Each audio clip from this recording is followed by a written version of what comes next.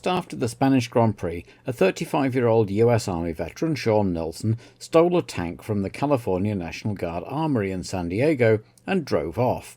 He drove for 6 miles through residential neighborhoods, crushing cars and destroying street furniture, including electrical poles, leaving over 5,000 households without power, but thankfully without injuring anyone. He was soon chased by the police, who closed the highway, and not long after the tank had joined said highway, it rode up on a traffic barrier which threw a track and allowed the police to get onto the vehicle and open the hatch with bolt cutters.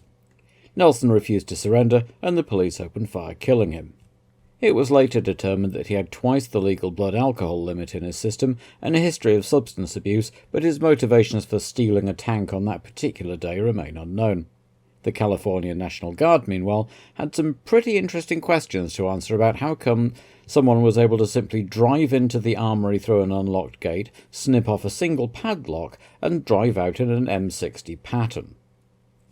The rehabilitation of South Africa continued apace as the third edition of the Rugby Union World Cup kicked off in Cape Town and saw the hosts see off reigning champions Australia 27-18.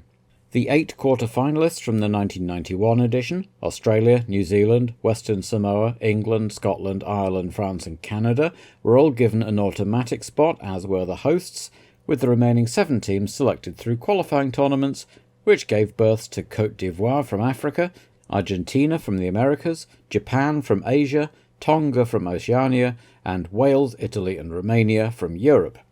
The Ivorians were given a rough welcome to the tournament by Scotland, who handed them an 89-0 drubbing, which was a record win that stood for all of a week until the All Blacks took Japan apart 145-17 in the week following the Monaco Grand Prix. In Japan, police raided the headquarters of the Aum Shinrikyo cult following the sarin gas attack on the Tokyo Underground, and arrested leader Shoko Asahara and some 200 other cult members, of whom Asahara and 12 others would be executed. In the US, the remaining parts of the Alfred P. Murrah Federal Building in Oklahoma City were demolished, and the site would be converted into a park and memorial, while President Clinton indefinitely closed the part of Pennsylvania Avenue in front of the White House to vehicle traffic in response to the attack. And in Culpeper, Virginia, actor Christopher Reeve was thrown from his horse during a riding competition. Reeve had learned to ride in 1985 for the film Anna Karenina and began competitive eventing in 1989, doing pretty well. He and his horse Eastern Express, nicknamed Buck, had placed 4th of 27 in the dressage the previous day, but on the 27th of May, the horse refused the otherwise unremarkable third fence in the cross-country, throwing Reeve forward off the horse, tangling him in the reins, and shattering his first and second vertebrae. He'd been paralysed from the neck down and was unable to breathe unassisted. He later recalled that his first instinct was that it would be better to be allowed to die rather than be a burden on his family, but his wife Dana talked him round, and a visit, in character as a Russian proctologist from Robin Williams, made him laugh for the first time, and from then on he never looked back. Even before his accident, Reeves had had a catalogue of health issues, somewhat at odds with his most famous role, the indestructible Superman, and 9 years after his accident he died following a hospitalisation for an infected ulcer, possibly as a result of an adverse reaction to the drugs used. The Indy 500 took place on the same day as the Monaco Grand Prix, and as had been hinted at by the failure of Penske to even qualify a car, it was quite a memorable one.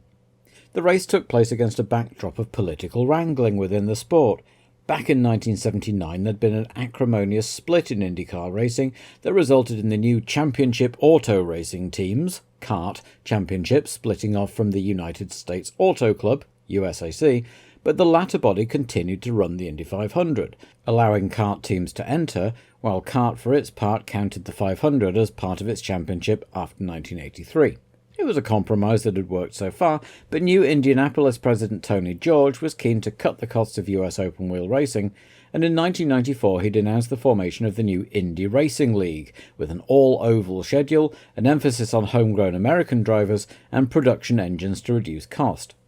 Most of the kart teams were unimpressed, and there was talk of a new split, which might make this the last Indy 500 to be contested as part of the championship. All that aside, when the gentleman and lady were asked to start their engines on the 28th of May, front row starter Scott Goodyear leapt into the lead, but further back Stan Fox clipped the inside rumble strips and spun hard into the wall, collecting Eddie Cheever on the way and absolutely destroying his Renault, to the extent that the entire front of the car was torn away and Fox sat slumped with his legs fully exposed. Lynn St James and Carlos Guerrero were also eliminated in the crash, while rookie Gilda Ferran ran over some debris, causing enough damage to retire him in the pits. Miraculously, Stan Fox had suffered no injuries to his exposed limbs, but had suffered a severe head impact, and was unconscious as he was extracted from his shattered car and taken to hospital. There were 10 laps under caution, and when they restarted, it was Arie Luyendyk who got the best start and took the lead. On lap 37, the Dutchman was trying to get past Scott Sharp and, feeling he was being blocked, gave him the finger as he passed, which knocked off his headrest, which flew onto the track and brought out the yellows again for debris. This was during a flurry of pit stops, so it all got rather confusing. Jacques Villeneuve had ended up in the lead, but was both unaware of that and running very short of fuel, with the pit lane now closed under the caution. So when the pace car put itself in front of him to pick him up as the leader, he passed it a couple of times, thinking the leader must be behind him somewhere. Then when the pit lane did reopen, he went straight in for fuel, nearly drove off with the fuel hose attached, stalled, and finally got going again, only to find he'd been given a 2-lap penalty for passing the pace car, which dropped him from 3rd to 14th.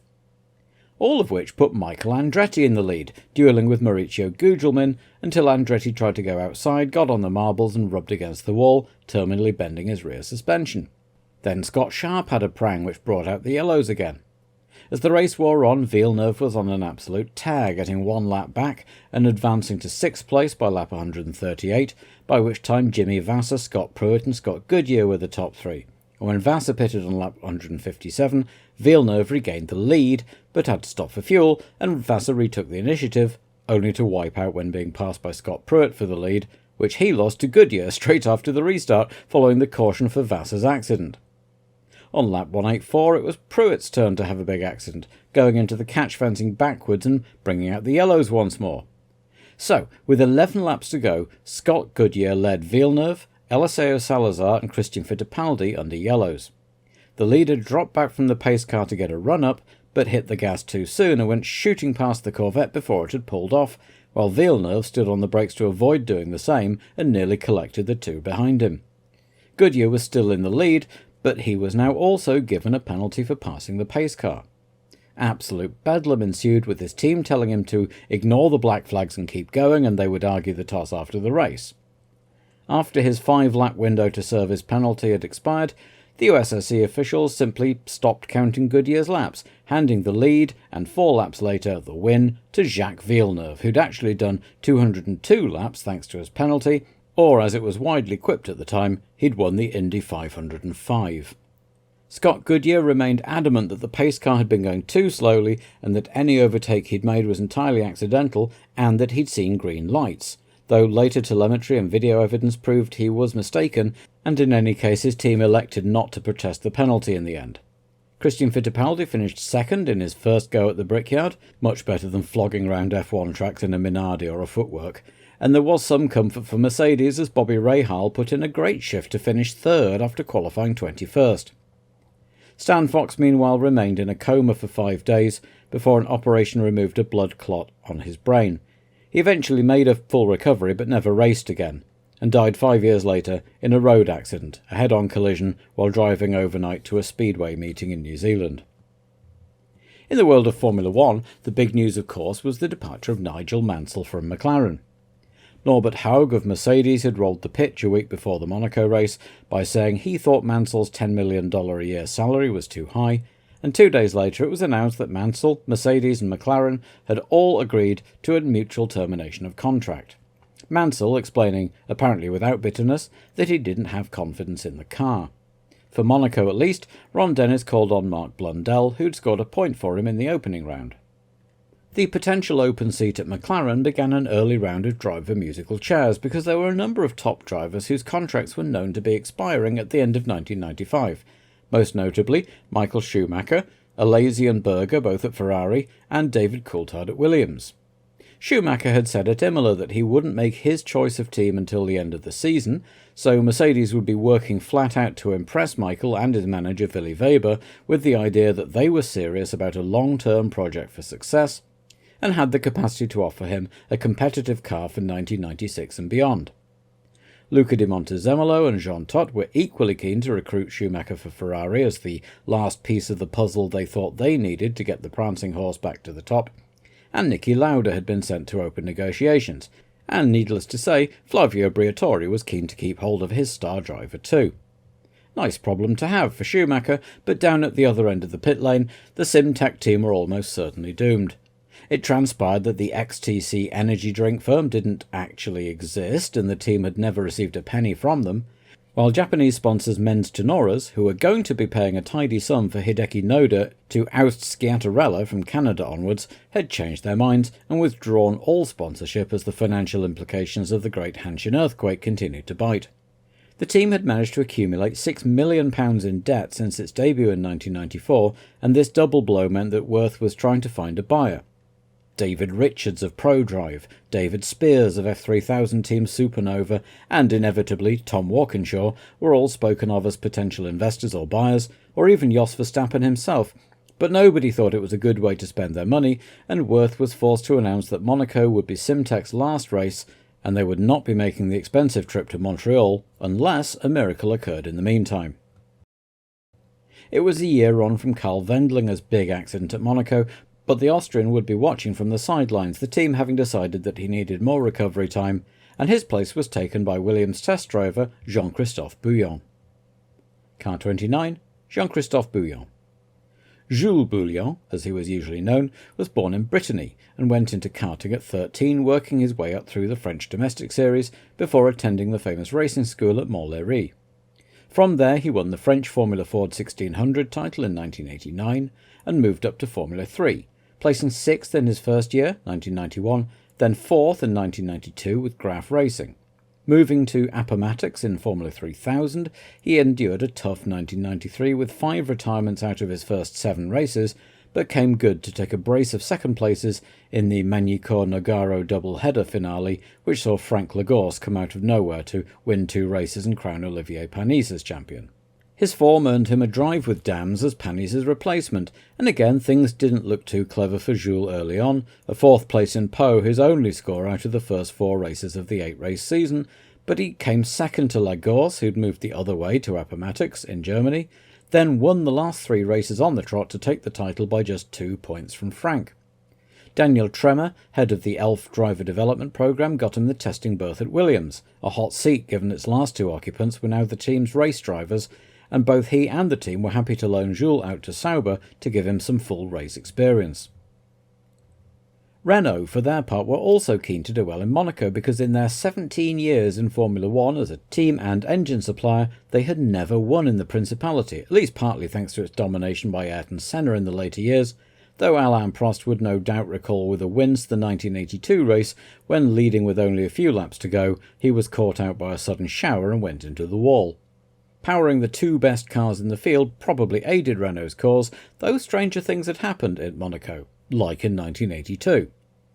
The cars were all set up for maximum downforce as usual, with several teams finding other places to put wings, Benetton with extra ones above the rear suspension wishbones for example, and Minardi reintroducing the step ladder on their rear wing which they'd tried briefly in Argentina, as well as a new rear end which saw the exhausts blow directly onto the diffuser.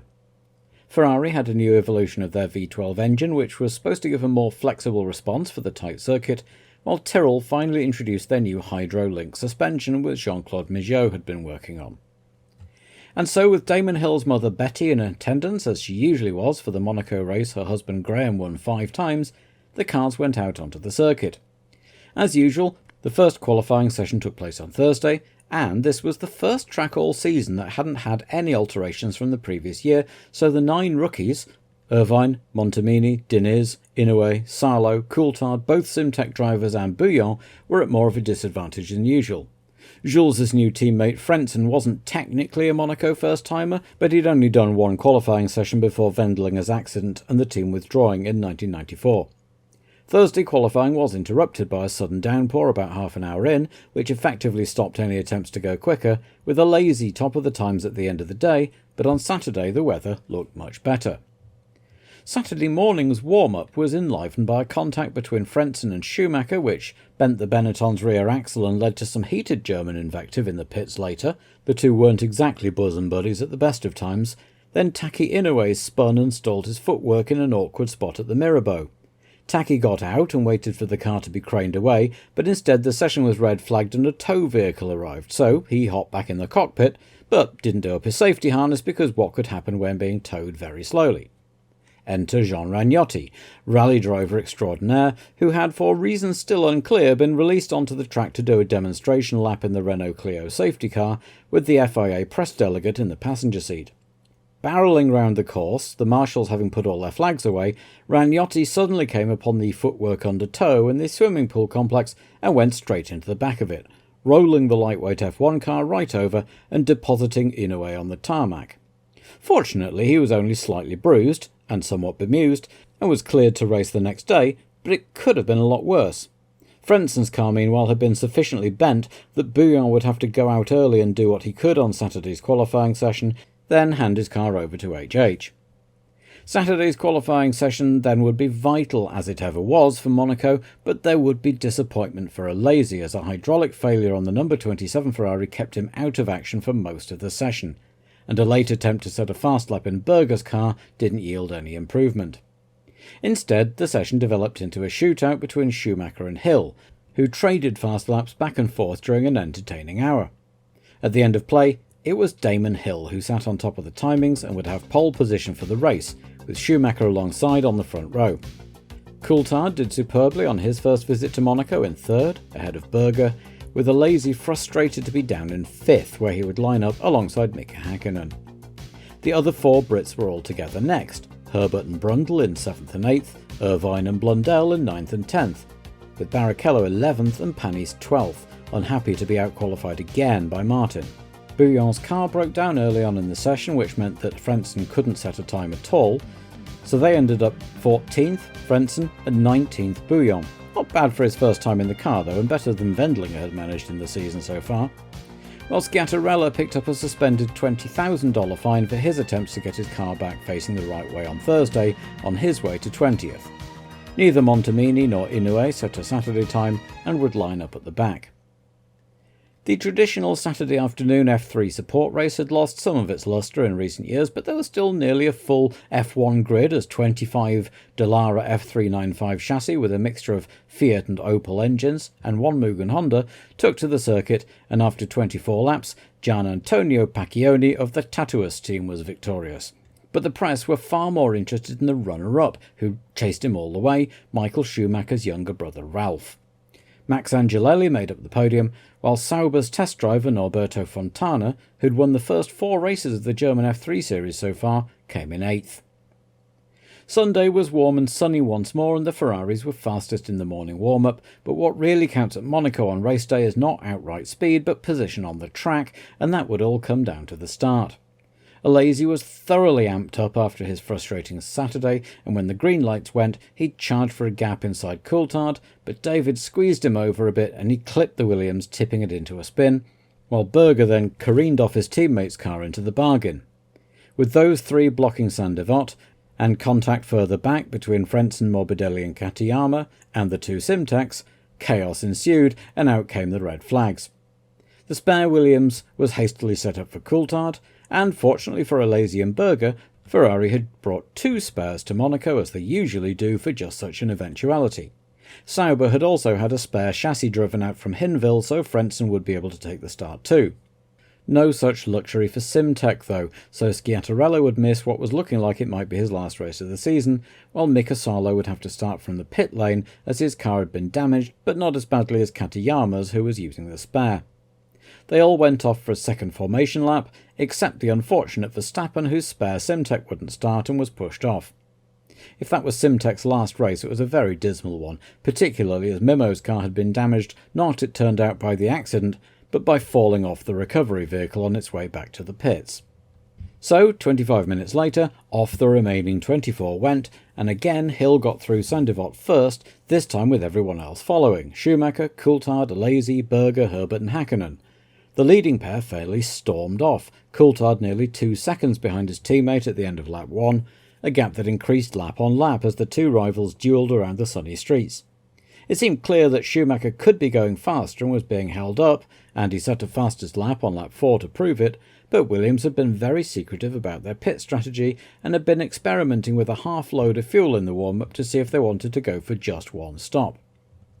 Morbidelli came in on lap 6 to get new tyres after a brush with Bouillon at the second start had given him a slow puncture, but the first casualty of the race proper was Mika Hakkinen, whose Mercedes engine just stopped working on lap 9, taking a lot of the pressure off his old mate Herbert, who had been chasing for 6th.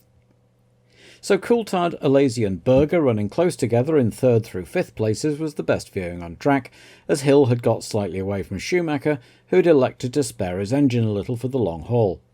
And then on lap 12, race control announced that no fewer than 6 drivers, Brundle, Frentzen, Barrichello, Panis, Morbidelli and Montemini, had jumped the second start and would all need to serve a 10-second stop-go penalty.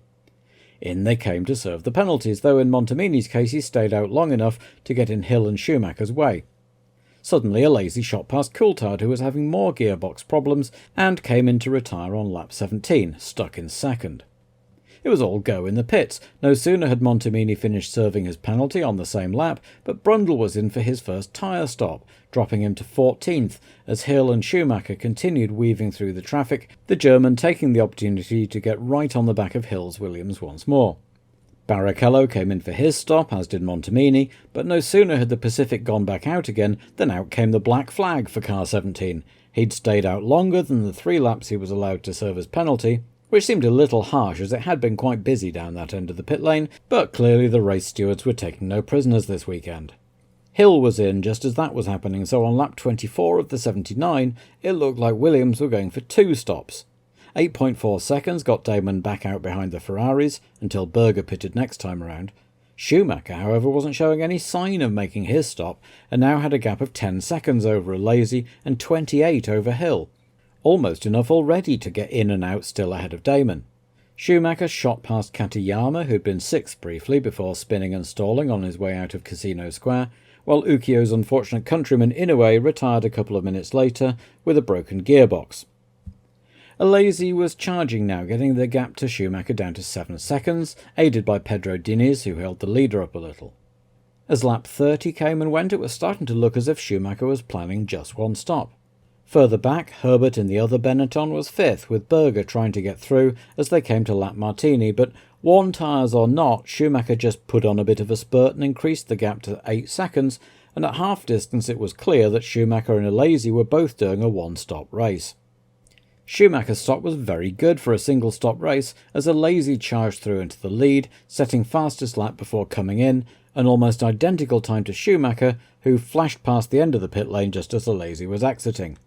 So, lap 38, just past half distance, and Schumacher led Alesi by just over 10 seconds. Then Hill was 2 and a bit seconds behind Alesi. Herbert was 4th until he made his own single stop, which dropped him behind Berger, with Blundell 6th and the last man unlapped, with Brundle, Badoer, Frentzen and Martini the rest of the top 10, which was pretty encouraging for Minardi. Schumacher was marching away from Alesi again while Hill closed up on the Ferrari, who was in turn lapping Brundle. As they came into Tabac on lap 42, Brundle lost the back of his Ligier and spun, leaving Alesi with nowhere to go but into the wall. A furious Jean remained sat in his cockpit, unable to believe his bad luck, until the marshals, assuming he must be injured, lifted him out of his cockpit and over the Armco. All of which did Schumacher's chances of winning no harm at all, as he now had a 15-second lead over Hill, who would still need to stop again.